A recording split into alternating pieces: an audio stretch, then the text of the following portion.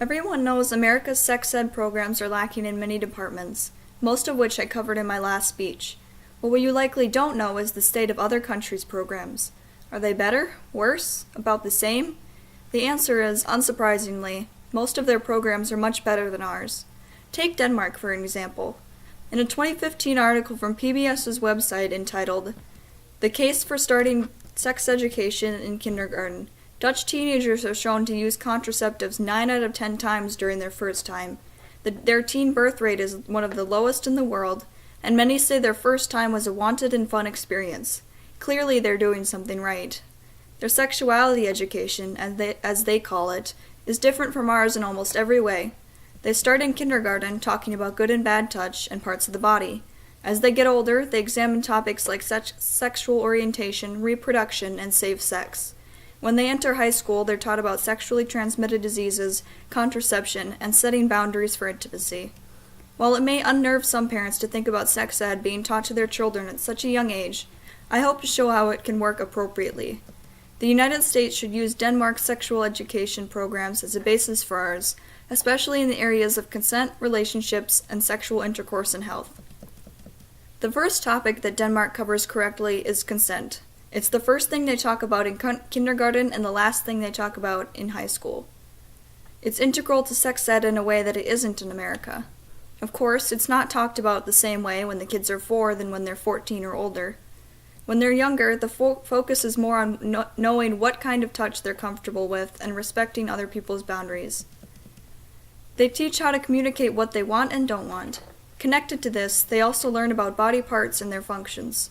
Again, in the article from PBS, young students are reported to draw boys' and girls' bodies, tell stories about friends having a bath together, and discuss who likes doing that and who doesn't. Having a discourse like this at such a young age is beneficial to students, as it gives them an example of not only of consent, but of simple consideration for other people's feelings.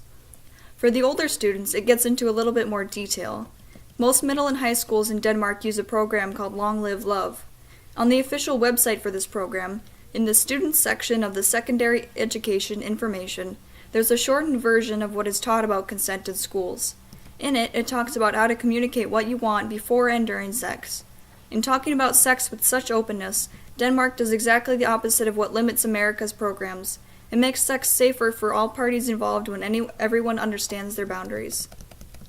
The next topic Denmark handles well with their sexuality education programs is relationships. Even from a young age, Dutch children are taught what love is and how it could be expressed in different ways. In elementary school, children will sing songs about having a crush, talk about what it feels like to be in love, and learn how to break up with someone respectfully. In a YouTube video from PBS's official channel titled, "Dutch 11-Year-Olds Get a Lesson in Love," it shows an instructor talking to a class about these exact subjects. She also talks about what people act like when they're in love.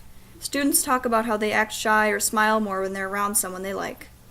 For older students, it delves into more how to communicate with your partner in both sexual situations and not. Consent and relationships are more intertwined in high school. In the same section of Long Live Love as the information about consent, it talks about the similarities and differences between men and women's desire.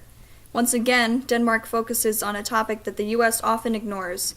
Women have sexual desires of their own, and men aren't constantly driven by theirs.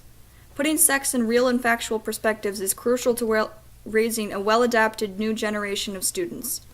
They also reiterate the importance of respect and conveying your desire or lack of desire for intimacy. Another thing they talk about is sexual orientation.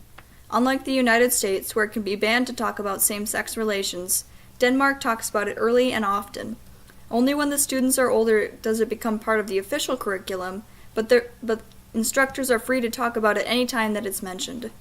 Talking about same-sex relations so casually creates a safe environment for LGBTQ+ students to be themselves.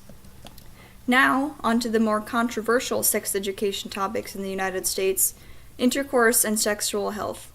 Teaching children about sex is the one part of Denmark's sexuality education that I expect to get the most pushback for if we were to implement it in the United States. Sex is already a touchy topic, but to have kids as young as 11 learning about reproduction in more detail than the U.S. currently teaches it to high school students is bound to bring up complaints. However, I believe it's important to destigmatize sex as a topic early in life. It can be portrayed as an evil thing to even have a curiosity about sex, depending on where you live. It's a natural thing and it should be treated as such. Moving on to what Denmark teaches their students about sex, many books have been published and translated into English to look at as examples. One such book is How a Baby is Made, written by Per Holm Knudsen in 1975. In the book, it tells the story of a mother and father having sex and making a baby. It's one of many books of the kind, from those telling the process of making a baby to those showing how to have safe sex and use contraception. The books are all around Europe as an easy way to teach children the basics of sex and reproduction. For the older students, since they understand the basics already, they learn more about sexually transmitted diseases and testing. From Long Live Love's official website, it has 2 sections on STDs and regular STD testing, respectively. It talks about STDs in factual yet calm terms that don't cast unnecessary fear on the topic. It achieves what many U.S. programs do not, since their focus on abstinence bars them from even talking about the chance of getting an STD in the first place. In summary, Denmark's sexuality education is far superior to America's in every way. It focuses on everything the U.S. ignores, like same-sex relations, consent, relationships, and STD testing. It doesn't shy away from talking about reproduction at a young age. They don't present sex as something to be ashamed about, but rather something natural. Denmark respects its teenagers well enough to make smart, safe decisions about their relationships and becoming intimate. They relate sex to love and relationships so it connects to the students. They make it so kids of all ages can understand and accept the ideas being presented. If I had to choose whether to have Denmark or America's sexual education model, I would choose Denmark's every time.